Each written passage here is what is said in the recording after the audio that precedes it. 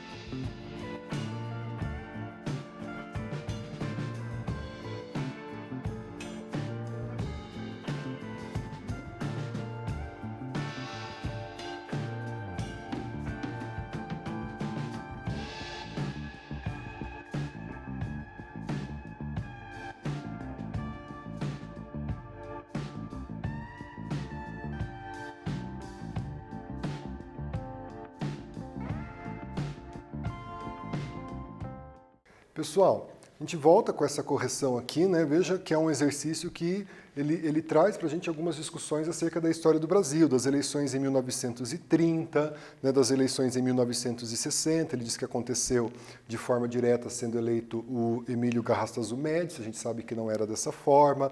Em 1990 ocorreu de forma direta, né, e diz que o Collor foi eleito governando o país até 1994, a gente sabe que ele sofreu um processo de impeachment. Resposta correta, que em 2010, ela ocorreu por meio de eleições diretas, quando Dilma Rousseff foi eleita a primeira mulher a ocupar o cargo de presidência na República para exercer o mandato até 2014. Uma questão relativamente simples, né, uma vez que a gente tem esse panorama da história política do Brasil.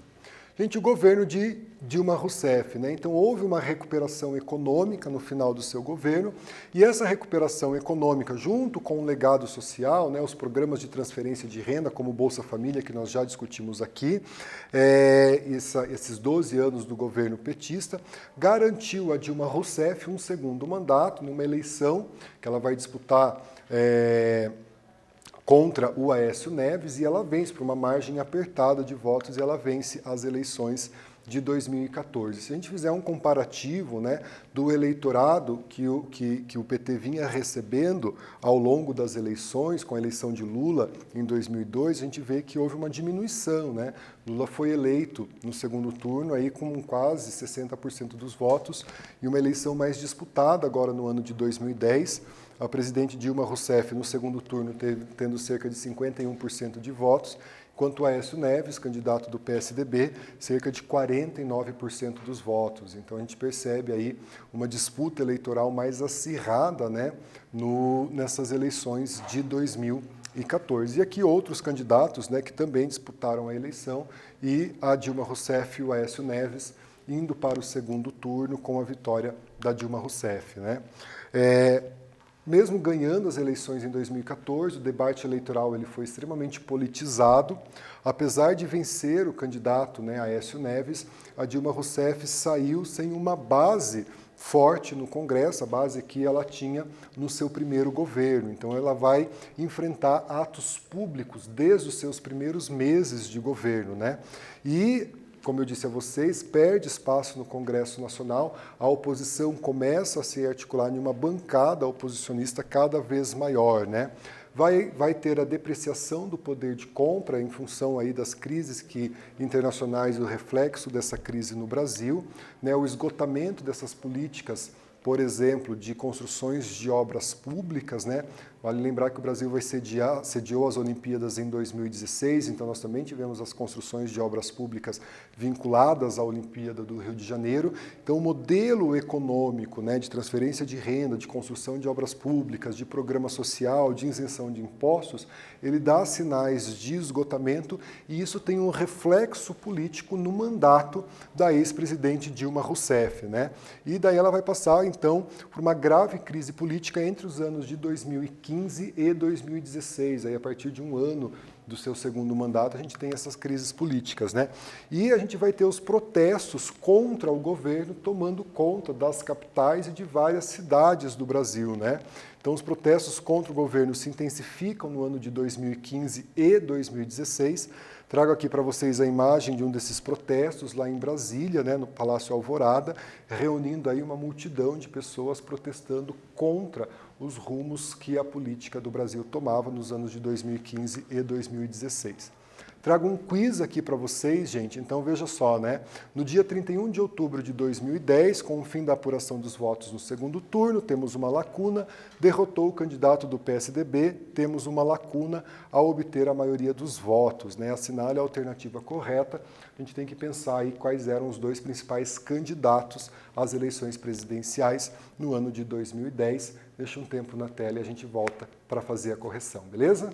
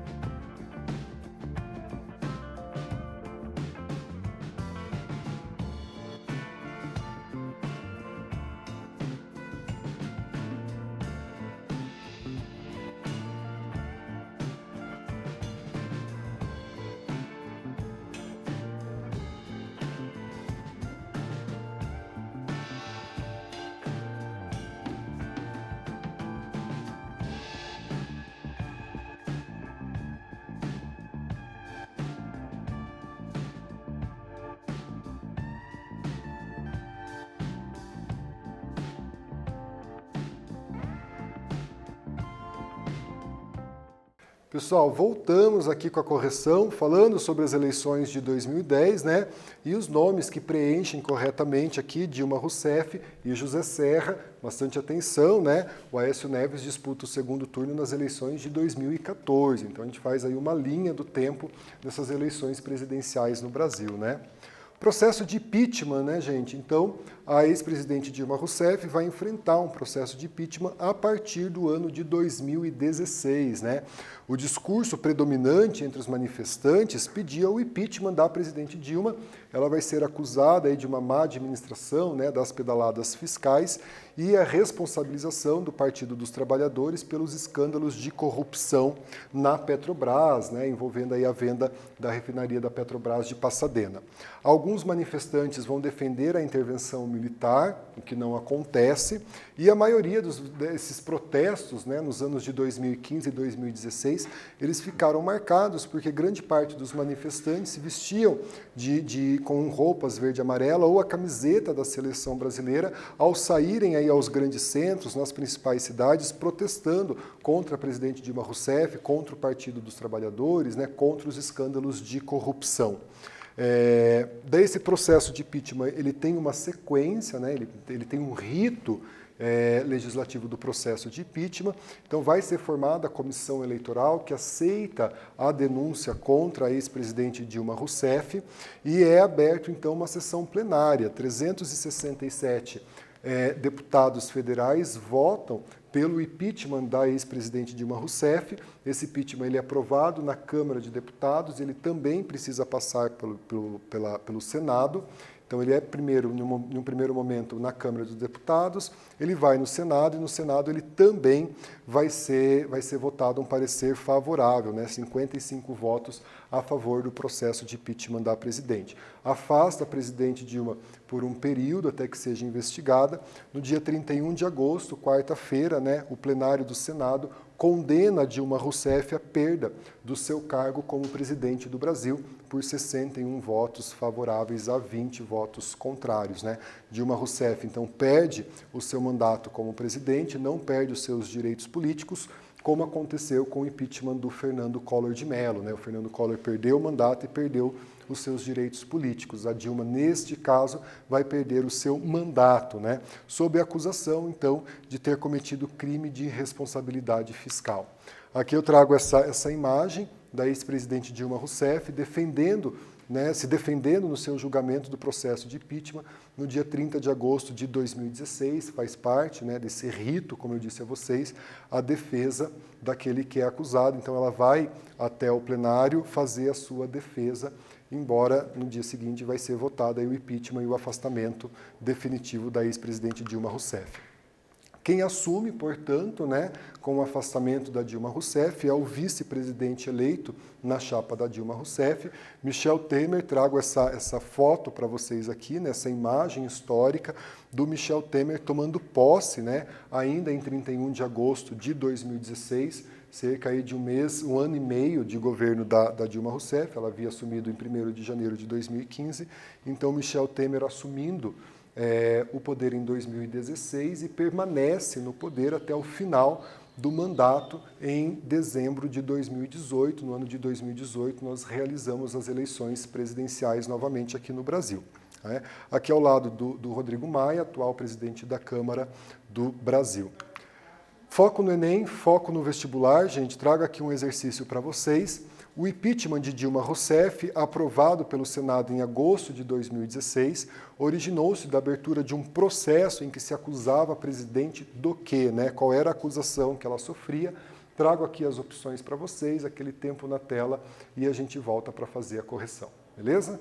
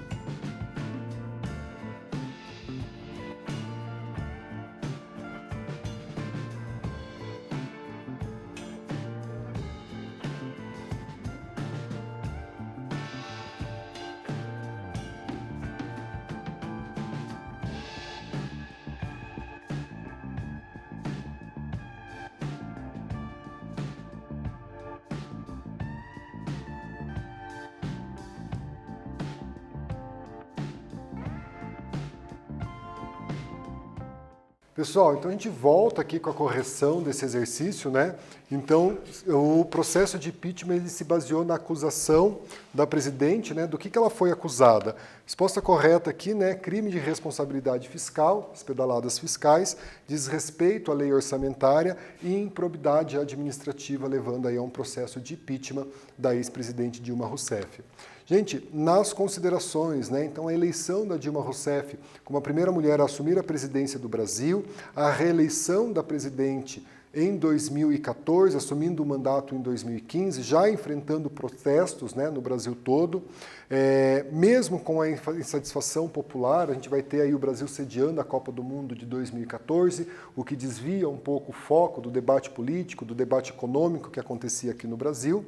A reeleição da presidente Dilma em 2014, já sem aquela base de apoio no Congresso que acompanhava aí o governo do PT, então ela viu a sua base diminuir, a oposição se organizando para fazer frente ao governo do PT, e o Michel Temer assumindo a presidência do Brasil no dia 31 de agosto de 2016, quando a ex-presidente Dilma, então, teve o seu mandato cassado através de um processo de impeachment, e o Michel Temer assume e permanece no poder em 2016, 17, 18, quando, então, são realizadas as eleições para a presidência no Brasil. Nossas referências aqui. Na próxima aula, a gente faz, então, uma retomada desse período que a gente tem trabalhado, esse período de redemocratização, né, esse período da democracia no Brasil, desde a eleição ali do José Sarney e do Collor, falando do FHC novamente, do Itamar Franco, do FHC, do Lula, da Dilma, do Michel Temer. Agradeço a atenção de vocês, agradeço o nosso intérprete, fiquem bem, se cuidem e até uma próxima aula. Até mais, pessoal!